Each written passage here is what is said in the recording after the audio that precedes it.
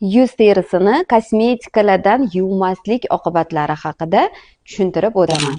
Birinchidan, yuzimizda salniy jelezlar kuni bilan aktiv ishlagani hisobiga yog' ajralib, chang bilan aralashib, yuzimizda probkalar hosil bo'ladi.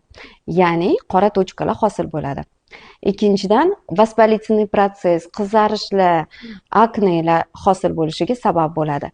Ko'zimizni yuvmaganimizda ko'zimizga tush kirib, qizarishlar hosil bo'ladi va bular har xil konjunktivit shamolishlarga olib kelishi mumkin. Uchinchidan, yuzingiz tez qarishiga sabab bo'ladi. Chunki yuzimizda yaxshi nafas olmagani hisobli poralarimiz kollagen ishlab chiqarishi kamayadi, shuni hisobiga yuzda ajinlar ko'payadi.